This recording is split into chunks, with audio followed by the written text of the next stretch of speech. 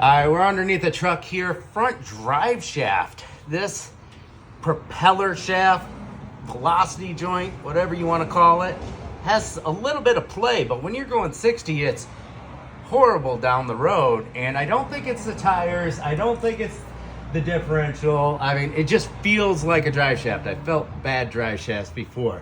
Front U joints feel nice and tight, but this, I can get, I don't know, it seems like it's moving a lot. So this is our diag. If we remove the front drive shaft, we don't need it. We'll be in rear wheel drive. And we go down the road and that noise is gone. That it's almost like a wobbling, whomping, kind of like a bad tire or a bad wheel bearing, hub assembly, but everything else looks good and it feels like it's right underneath my butt driving it, which the drive shaft's slightly to the left, right under the driver's seat. So if you're not sure, you're confused, you're not sure what part to order, try removing the drive shaft, try rotating your tires. If the whomping goes to the back, then you know it's a tire. Check for play in your wheel bearings, your CV axles for noise. So this is a perfect spot to try out my brand new swivel sockets. These are the 3/8 impact. I can always put an adapter to go on my 1/2 inch. Let's check them out. It's hot out today. Gotta have the cutoffs. Anyways, check it out. I love that it comes with a rail for your sockets. Olsa Tools does not cheap out. Everything I've gotten from them has been perfect. So these bolts on this drive shaft are 11 millimeter, and a lot of times on drive shafts, you need some sort of swivel, wobble extender, or something. This is a great spot to use these, especially since they're 3/8. Nice and swivelly.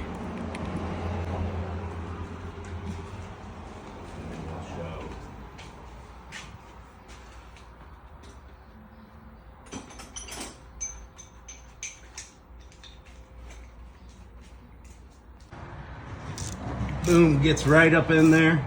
That seemed a little loose. I was expecting some resistance on that. I'm pretty sure it's the drive shaft. So we're gonna continue taking the drive shaft out. And once it's out, we'll go for a test drive. And these bolts are coming out way too easy. We'll go for a drive, and if that noise is gone, we know it was in the drive shaft, because going down the road, these axles, the differential on this setup, it'll keep spinning. So if there's a problem in there, the noise will still be there. The only thing we're eliminating is the drive shaft to see if it's smooth and quiet after we take it out. And that's it.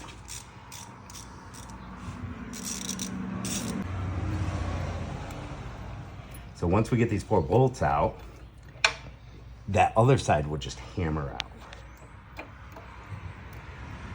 Check it out. I don't even have to rotate the drive shaft, people. I can get to all 4 drive shaft bolts using the setup with the extender. Boom.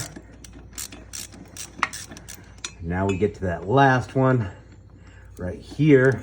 A very smooth ratcheting action on these Olsa Tools swivel head set. Ooh, my ratchet's too long. Like so. There we go.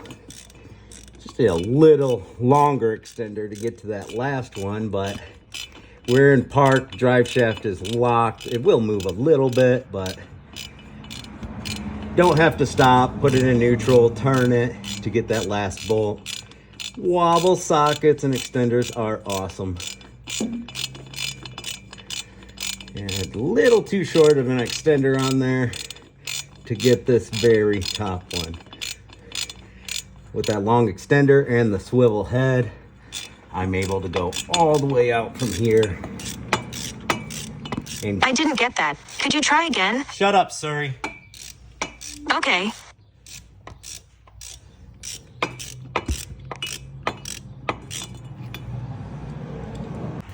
Now we go ahead and grab our fry bar and give her a good frying. Might take a few hammer tabs. Watch yourself.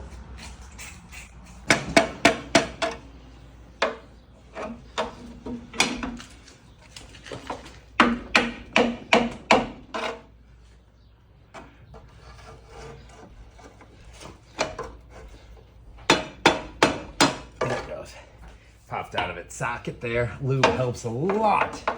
Gonna compress the shaft, send it.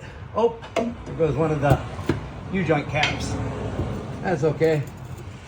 Now it goes over that, and this shaft comes in and out. And now we hammer off this side of the drive shaft where it connects to the transfer case.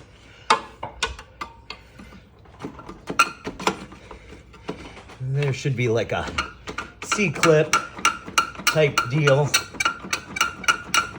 You kind of just work it.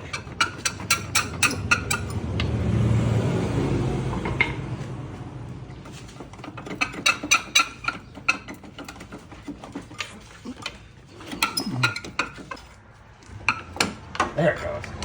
It finally popped. We got past the clip. It is pretty dry and doesn't want to move. A little bit of that. Make sure we're up and out of the way so we got the room to move forward.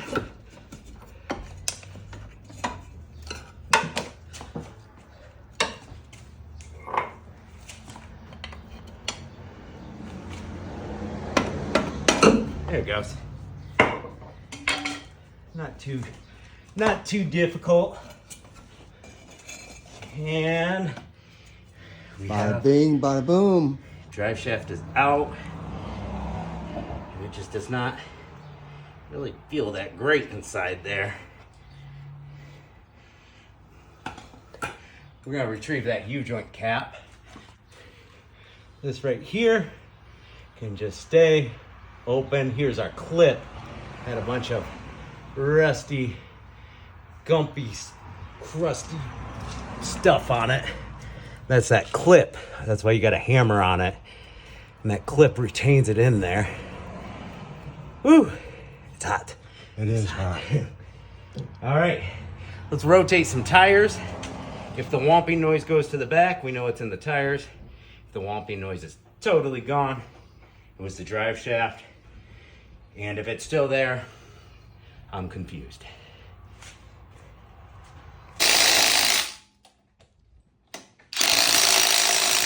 All right, so I went down the road 60 miles an hour, let off the gas and did the wheel bearing test. You know, sharp right, sharp left, make sure there's no incoming traffic. With a wheel bearing, it'll get really loud and then really quiet typically, sometimes not really. And the noise did change, but here's the thing, that type of drive shaft, it will make noise, especially like with the Jeep Wranglers, the newer, I think like I just did one not too long ago on like a 2014 or something, and a Honda CRV, where it will get a little quieter, a little louder with the drive shaft, but not as extreme as a hub assembly. So I'm really thinking drive shaft, because first of all, it's the correct style to make that kind of whomping and noise change. I can feel it under my seat, and once I got it in the air, I could feel play in that joint there. So I'm really hoping that's what it is. Super happy. Olsa Tools decided to send me these. I needed a good set of these, and I've just been putting off buying them, and they look great. My favorite color. And now I just got to figure out a spot to put them. So I was wrong. There is a little bit of a rumble in the back now, so I think that one tire, I mean, you can see it's worn on the inside, and it's a little bit better, and I think that's expected with the drive shaft out, less moving parts. It is an all-wheel drive model. Now it's a rear-wheel drive, and he actually did want the drive shaft out. He wanted it to be rear-wheel drive. But there's still a noise. So we got something in the differential or CV axle. Front right wheel bearing is what I changed the other day. It was so bad, it had started grinding the edge of the rotor. So I was like, yeah, that's your noise. And I changed it, and yeah, that noise was gone, but there was still that initial noise, the louder noise. So I know that wheel bearing's fresh. There's no play in the front left wheel bearing. Doesn't really change noise much when you do the turn test.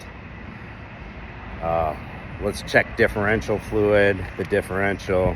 See, and it only takes 5 minutes to take that drive shaft off, and you're not guessing like, oh, I thought it was the drive shaft. No, I was wrong. wasted 5 minutes taking the drive shaft off. Of course, 5 minutes to lift the vehicle, 5 minutes to test drive, but you're not replacing parts that otherwise didn't have to be changed and doing a simple test. I mean, the worst part of it is it's so hot today. I don't mind doing that.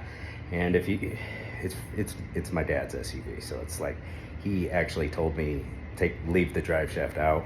Might get a little better gas mileage. He's going to do a little experiment and see if his gas mileage improves. We're done for the day. We're going out for dinner, and we'll get it back up in the air another day and check all the CV axles. I didn't feel anything unusual. I didn't feel no play in the front left hub assembly, but sometimes things aren't so obvious. I'll open up that diff and see what the fluid's looking like, get a close ear on it. I can run it on my lift, spinning up the wheels, and take my stethoscope, is that what it's called? I don't know. Put my ear on it and see if we can pinpoint where that noise is coming from. I thought for sure it was going to be the drive shaft, but that's why we don't guess, we test. All right, next day, vehicle's back in. I have another hub assembly ready to go because that's what I'm suspecting. It's the only thing it could be, right? Let's check it. When this was in for inspection a month ago, before the noise got really worse, I checked everything, and it was just the hub assembly, wheel bearing, front right side. So when it comes back in, we do it finally a month later when he had time. Boom, do it, and, it doesn't fix the problem. I mean, obviously there was a problem. It was starting to get the edge of the rotor, the last bearing, see right there, because the bearing had gotten so much play in it. That's what happens when they get so much play in it. Well, in the meantime, the month since that inspection, I didn't think to do another inspection. I was like, oh, it's just going to be that side.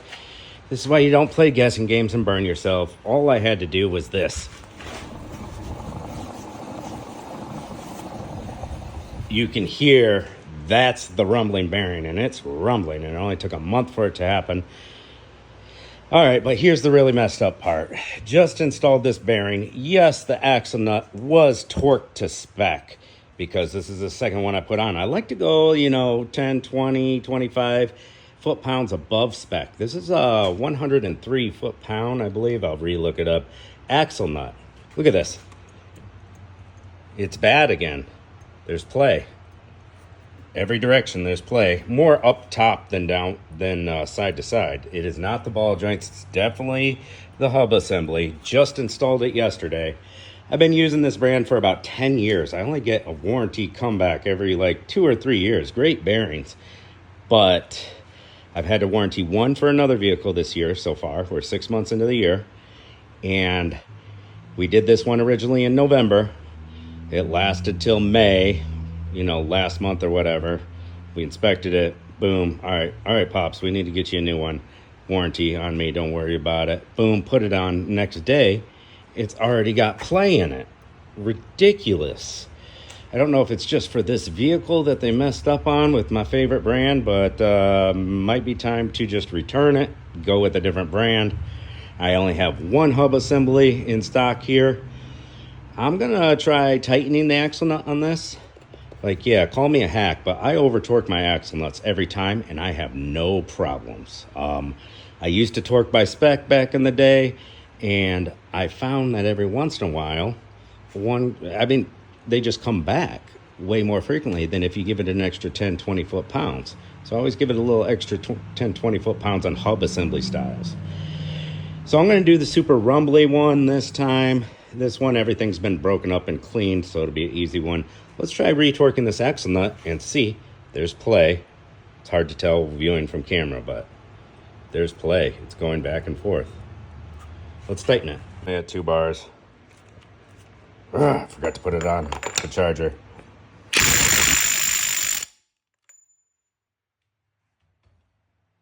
All right, let's see if the play is gone. Nope, the play is not gone. It's still there. Another defective wheel bearing. Let's put it back down on the ground and see what the torque spec is on that with the torque wrench. But yeah, when he came back in for the new bearing, put it in, next day comes back, but there's still a lot of noise. And this is where I made the mistake. I didn't recheck. Yes, a hub assembly can go out in a day, a week, a month. I didn't recheck the front left. It would have took me 5-10 seconds. And I didn't. I just jumped. The way it felt like a drive shaft. That's what it felt like. You get to know things after a while. But you know what? I was wrong.